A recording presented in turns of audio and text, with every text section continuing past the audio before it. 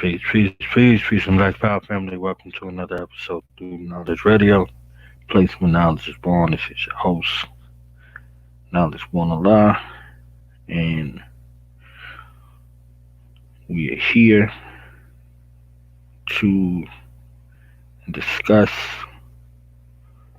this upcoming series, Black Political Thought series, that we will be broadcasting here shortly, within a few weeks, and it will be a service that we offer, not service, but a course, an online course that we will offer, and we will have different presenters, some collaboration together in regards to different aspects of political thought, ideology, organizational structure, organizational building, organization refining, and the like. So we're going to be getting into those things, and we are going to have some guest lecturers. It won't be on this platform. Be facilitated through another link that we will offer to excuse me to facilitate that course, and it will be a period of discussion, a period of lecturing, and a time for questions and answers. So I'm going to kind of give a small overview of that program and deal with a few aspects in regards to black political thought. My background is a little diverse in regards to black political thought and organizations. I've been a part of numerous organizations for the benefit of African people for more than 20 years or so. So I had the opportunity to be a part of many organizations, whether they were black political organizations or black spiritual organizations and black fraternal organizations. So had an opportunity to work with black people from a myriad of angles in regards to organizational development, in regards to leadership training, and in regard to equipping and arming our people with the skills for self improvement, self development, and things of that nature. For over the last 20 years, met and worked and served under some remarkable people, was trained by some great minds in regards to organizational structure, organizational development, knowing the ins and outs of organizational roles, you know, leadership and respective stations and organizations, and how that plays a part in the success or the detriment of the organization. So that is my area of subject matter and expertise. I'm going to bring in, some lecturers that have a stake in the liberation and salvation of the African people. So we're going to be dealing with that from a myriad of perspectives. As I said, my forte based off of working and serving in different organizations and different levels of capacities within organizations, leading uh, brothers and sisters, leading families, facilitating, you know, meetings, planning sessions, discussions. All of these things are a part of the purpose and program with development in regards to how to move things forward. So let me start off with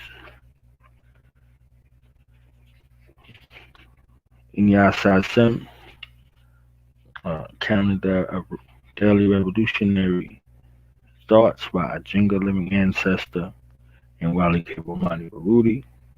I read this earlier. If y'all heard my audio broadcast, www.blogtalkradio.com/Do Knowledge Radio.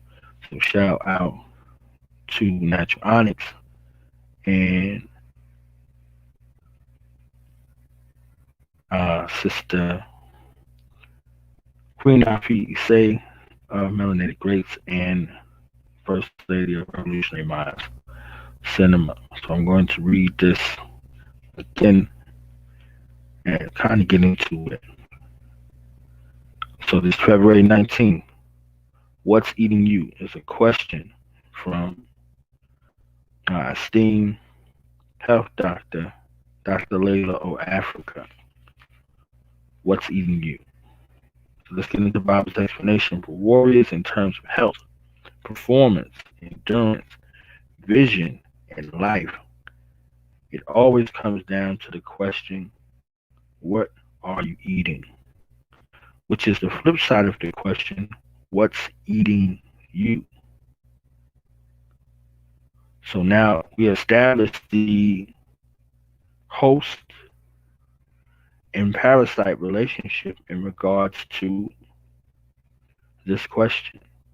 What are you eating versus what is eating you? Let's go further. A body cannot efficiently carry dead weight. This applies to individuals as well as an army, a people, or any other organism.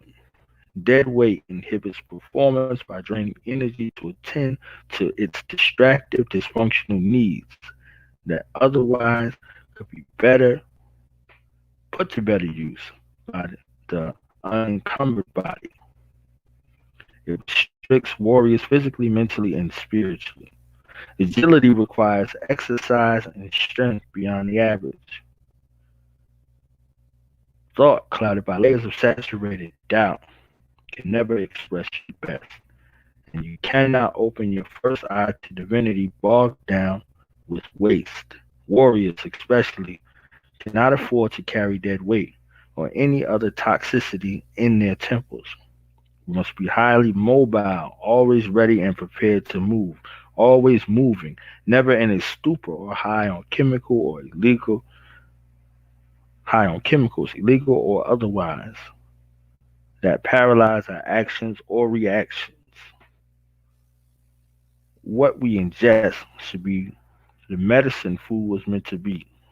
As the genius Imhotep's taught, let your food be your medicine and your medicine be your food. You must always be clear and clean, holistically fine tuned for building and battle.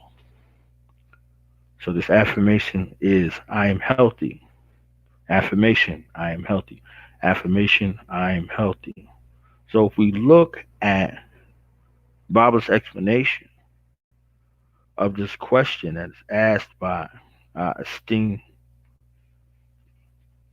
health doctor, Dr. Layla Africa, it begins to ask, what's eating you? So if you look at that, you begin to break it down, you start to see there's a question. There's something that is there that speaks about something that is plaguing you, something that is ailing you, something that's consuming you, either internally or externally, something physically, mentally, emotionally, psychologically, or spiritually, something is plaguing you. This is the first step in the healing process to admit that there is an ailment, that there's a problem. I see my brother Just Us in the building. Peace to you, Just Us. Y'all can catch Dr. Inky with him on his broadcast tonight, 9 p.m. Eastern Standard Time. Make sure y'all tune in uh, to that broadcast. It's going to be powerful. Go over there and subscribe. Brother got a good program.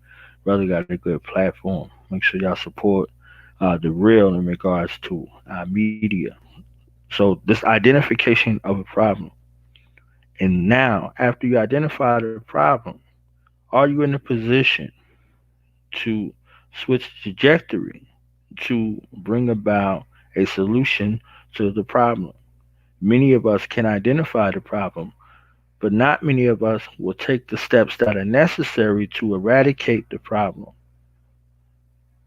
to be an adjudicator. We could be identifying, many of us, but oftentimes we do not have what it takes to be an adjudicator to the problem. So now it goes back to this identification, and this question is asked: what are you eating? What are you eating? What are you consuming? What are you ingesting? Not just in regards to physical food. What are you ingesting emotionally, psychologically, and psychospiritually that has you in a state of wellness or has you in a state of a detriment? So these are obviously, questions that guide the mind along the path of the research to the problem. And we could look at organizational structures and black political thought and ask the same questions. What's eating you?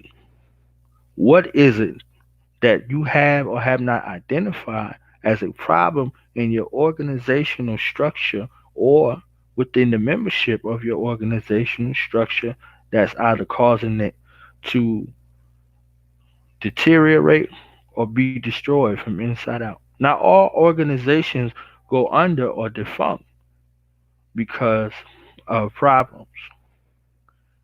It becomes another situation where which if this problem is not properly identified and adjudicated, then the organization's balance and future is hanging in regards to how, when problems and situations arise within the organization, how they're dealt with are determining factors of their uh, future success long term or for them to be destroyed. All organizations and organisms and anything in relation have problems, and problems come as a result of either a neglect or a test. Either a neglect or a test. Through some will of neglect or some oversight, something that you are no longer dutiful to that you were once dutiful of, and now you're being called back to attention. Your body operates in the same fashion. You have key systems in the body, and as your body is working optimally, there is no indication of dis-ease in the key systems of the body. But once your body begins to break down, waste has taken over space in the body, then you are contracting what is called dis-ease. So this is pain, this is inflammation, this is any of these things in a place where waste is taken up or taken over space in your body, and it's now causing dysfunction in this organ. We look at organizations, we talk about neglect, or we talk about test within organizations. This is where individuals come and through means of dissatisfaction or opposition sent forth by opposition to identify weaknesses, like key weaknesses in the body, key weaknesses in organization. So we're looking at that from the perspective, and we see what's eating you and what are you eating. So what's eating you is affecting you and everybody around you. Just like what are you eating? So if you have an issue, if you have a problem, if the organization has an issue or a problem, they don't simply just go away because you ignore it.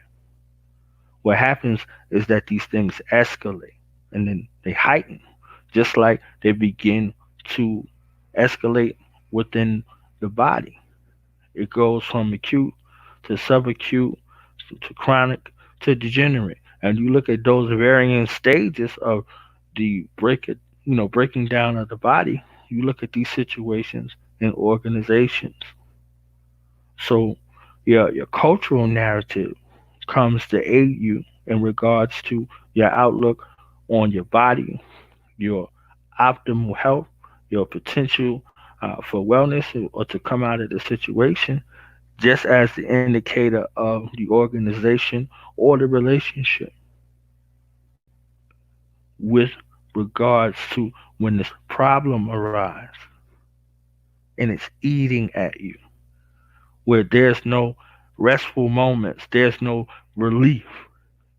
It's bearing on you and it's wearing on you and it's bearing on your organization and it's wearing on your organization. It becomes something cancerous, something harmful, something toxic.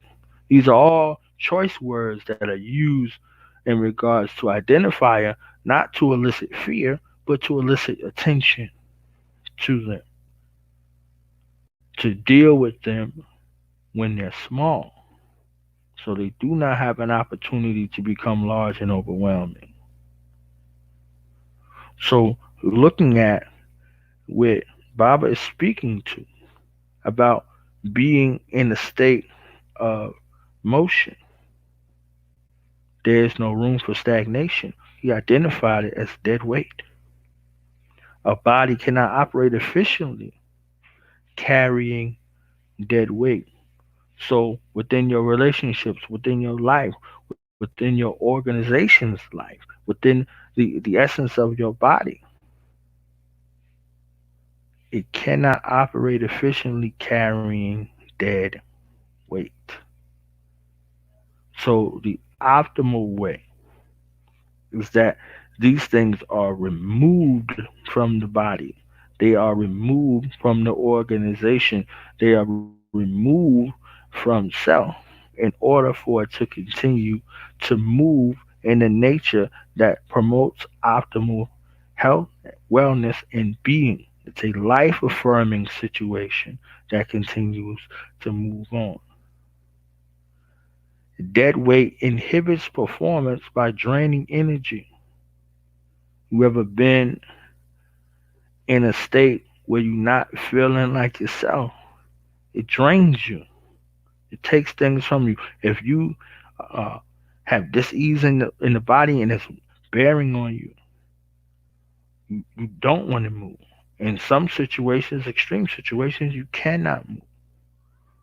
So now you have become a burden to something else and someone else. Someone else has to do what you cannot do, and someone has to help you do what you would normally be able to do and function on your own.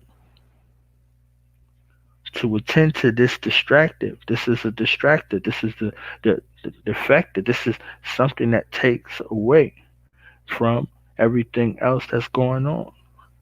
Dysfunctional needs. So now with this, it brings about uh, a dysfunctional type of situation to where the whole flow of the situation is disrupted. It's taken off of its natural flow and course, and now it has to take another course in order to come back around. That would otherwise be put to better use by the unencumbered body.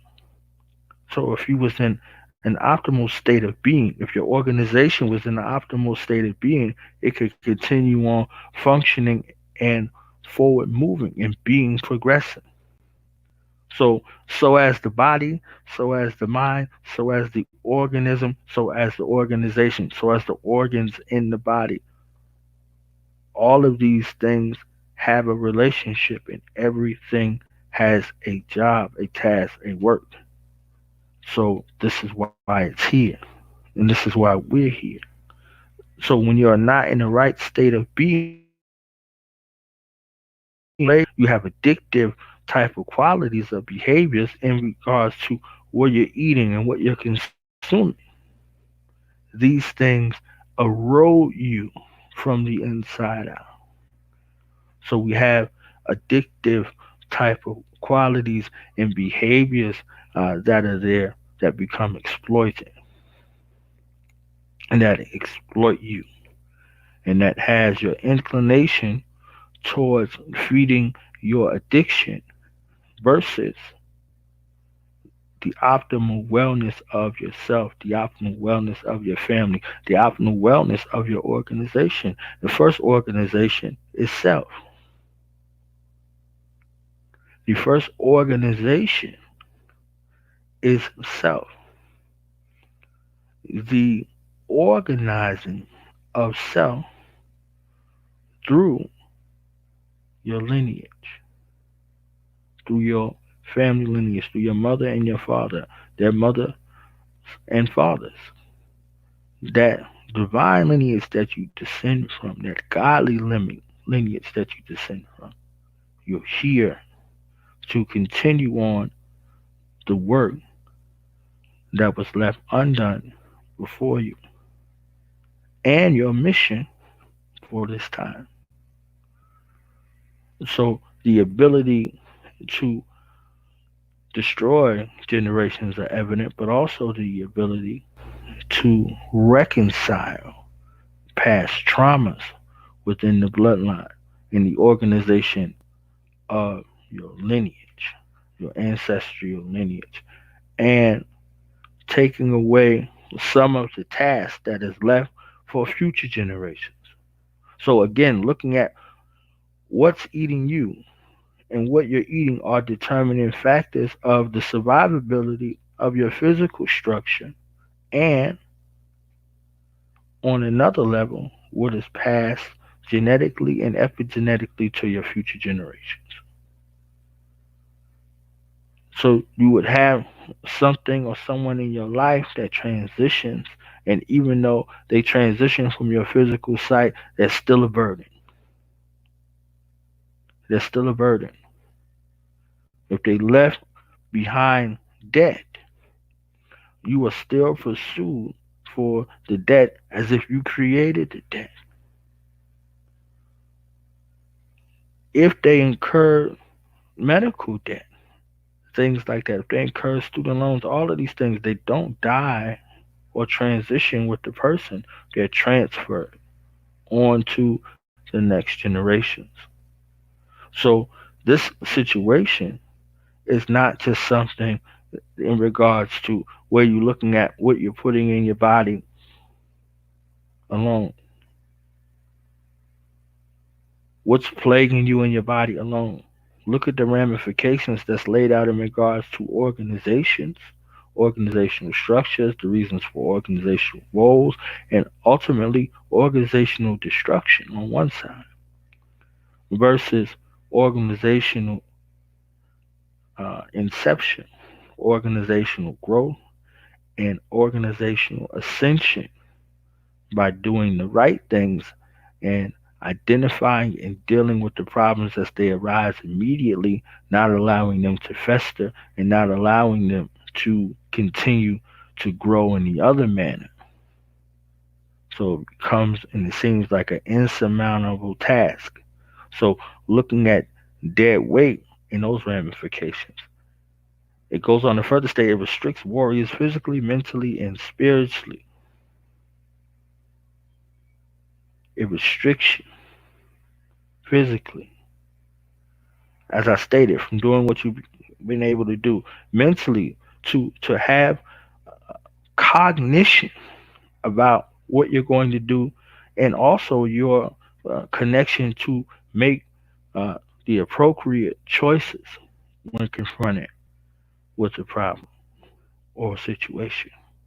So mentally and spiritually, it's plaguing you and it restricts your movement because you're not in your right state of being physically and mentally. So spiritually, you're off.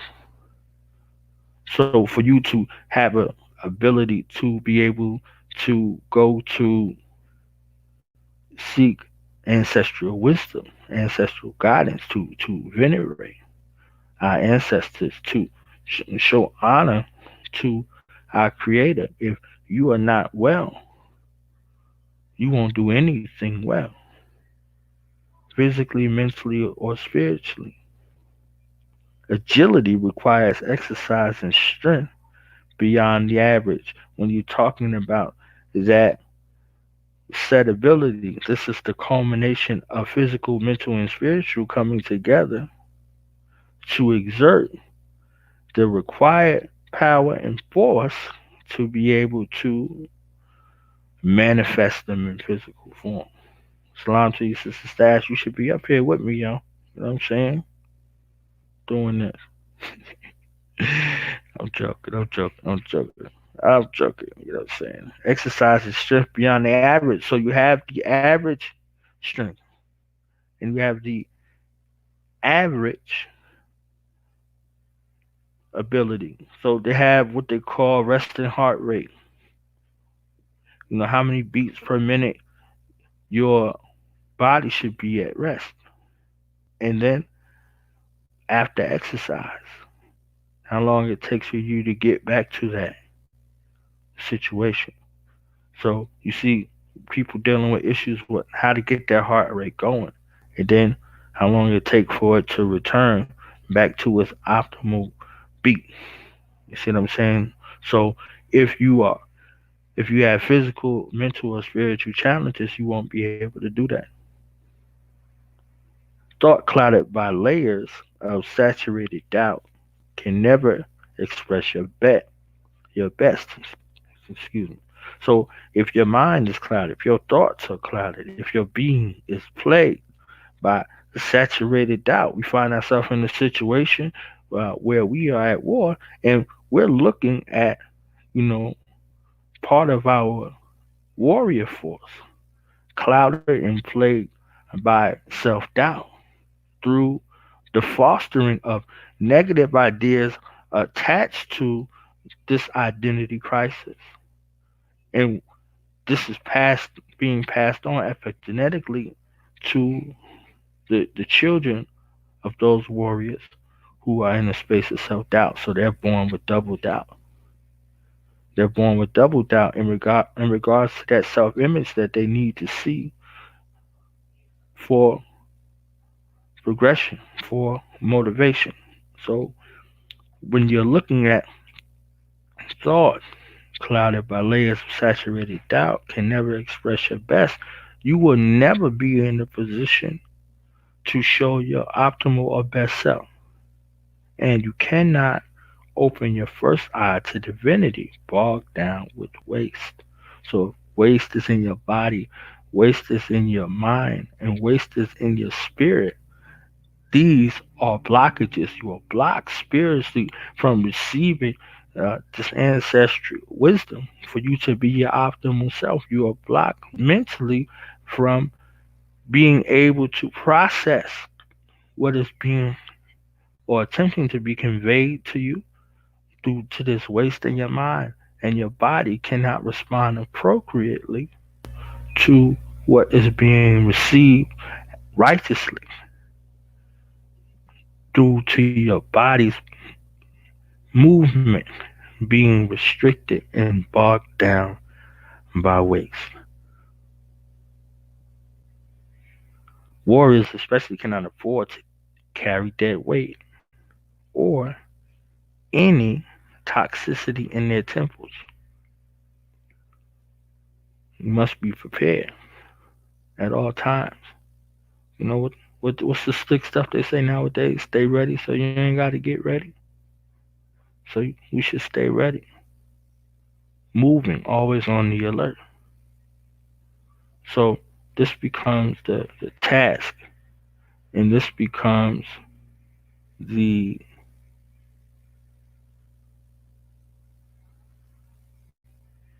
modality in regards to how you move optimally versus how you move when you're bogged down in your essence is caught.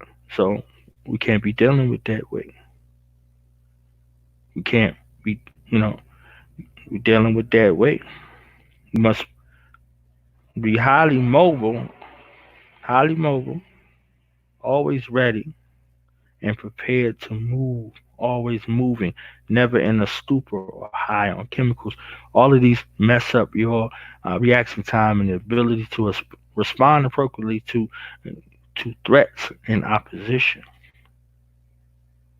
All of these inhibit that reaction time and elicit poor judgment and leave you susceptible. So now you go from the warrior to prey, and now you're prey in these states.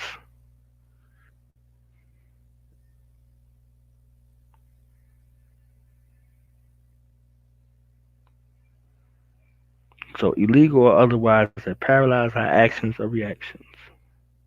So in that state, uh, immobility, you're a casualty waiting to happen, and so you put yourself at risk and those who are around you at greater risk because they become responsible for you.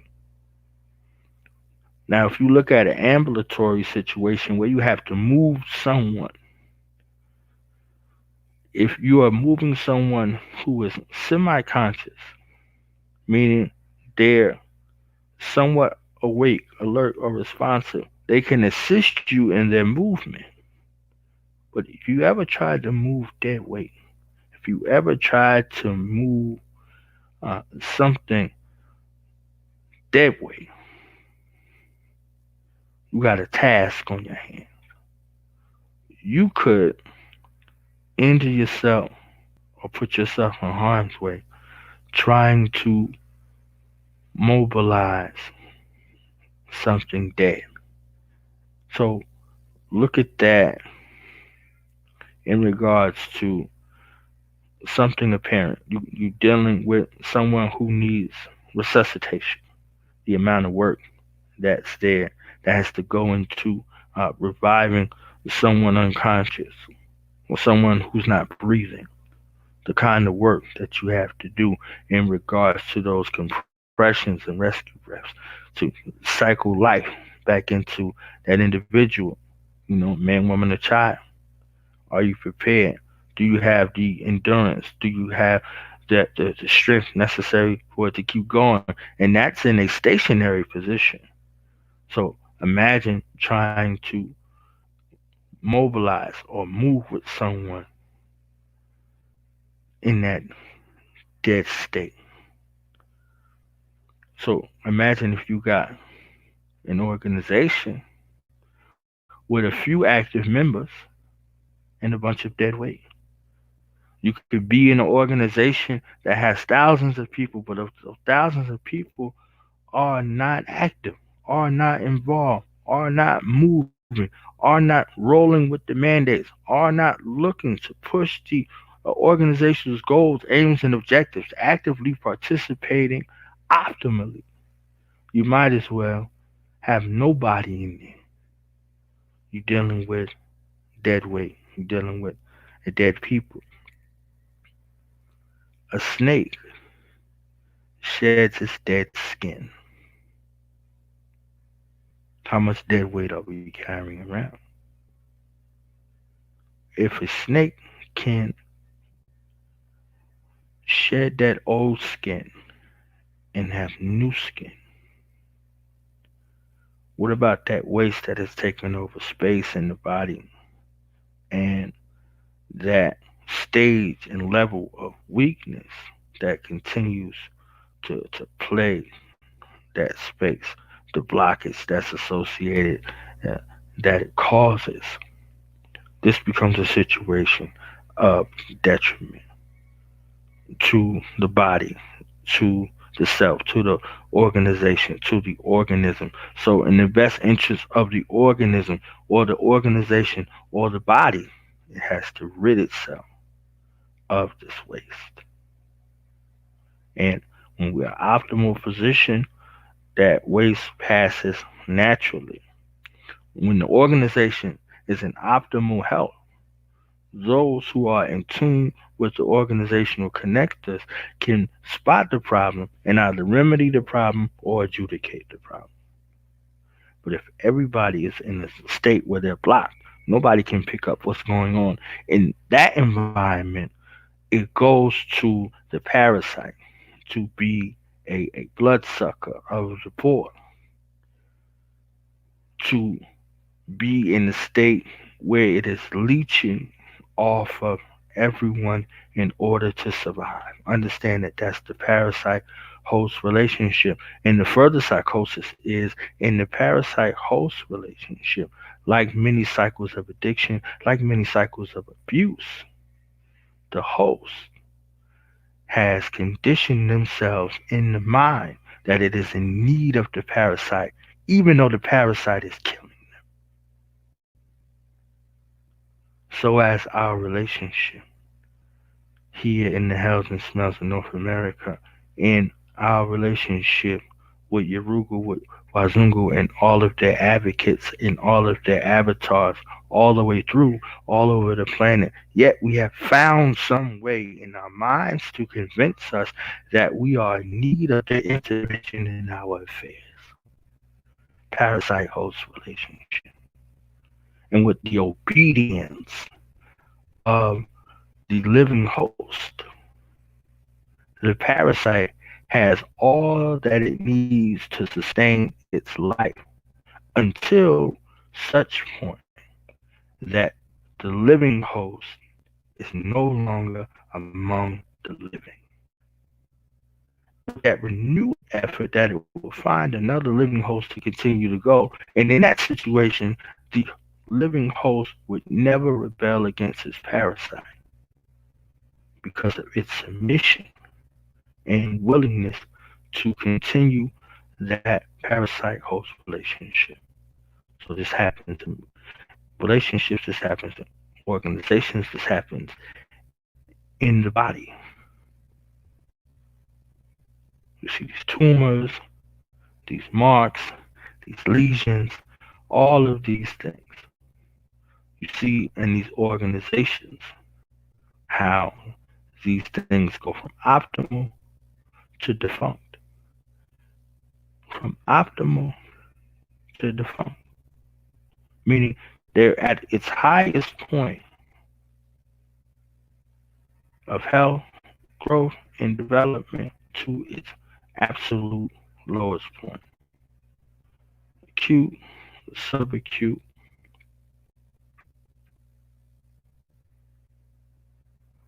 acute, subacute.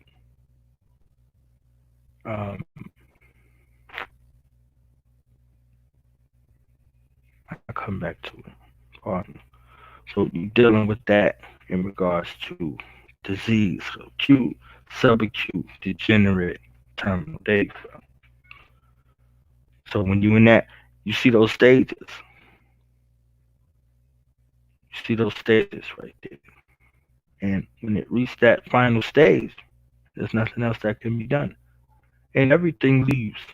The parasite that was there when it's terminal, the parasite is looking for an escape, looking for an out, because it's fighting to live. Like the movie Fallen, the, the parasite that was entering into the bodies normally went by their permission. This is what the touch was, this is what the handshake was. But when that parasite, or what they would deem a demonic force, was fighting to live, there was nothing or no one on the planet that wasn't susceptible to it. So we find ourselves in a terminal state with our enemies, and this is how they're behaving, scrambling for a living host to exist in. So we got to be mindful for that with organizations, with people, and with organisms. What we ingest should be the medicine that food was meant to be. What we ingest, what you partake in, what you agree to, what you are complicit with, what you are in union with, should be helpful for you, should be healing for you, should be something that you're able to reconcile, something as a tool that you use to uplift, to elevate, something that should be for your benefit and not something that should be for your detriment. This is what you ingest. This is the reason why you ingest it. They have life sustaining or life affirming properties in them that will help you remain at the optimal state of being, what you consume in your relationships, what you consume in your organizations, what you uh, ingest with your visual cortexes or your physical eyes, what you ingest with your spiritual cortex or your spiritual eye.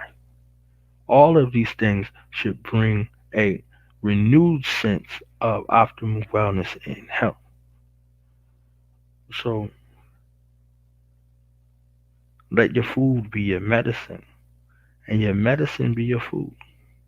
You must always be clear and clean, holistically fine tuned for building and battle. This is the optimal state of readiness that we must continue to operate in. And we must rid ourselves of the things and the people. Nouns. A noun is a person, place, or thing. We must rid ourselves of the nouns, the person, the place, or the thing that becomes something of our detriment, something that is a parasite, something that is wasteful, something that is there to restrict our physical, mental, and spiritual movement, physical, spiritual, and mental upliftment, physical, mental, and spiritual well being. All these things that are hazardous to our health, the health of ourselves, the health of our relationships, the health of our organizations, and the health of our future. So this is why the affirmation comes in and it says, I am healthy. So you look at yourself healthy physically, mentally, emotionally, psychologically, and psychospiritually.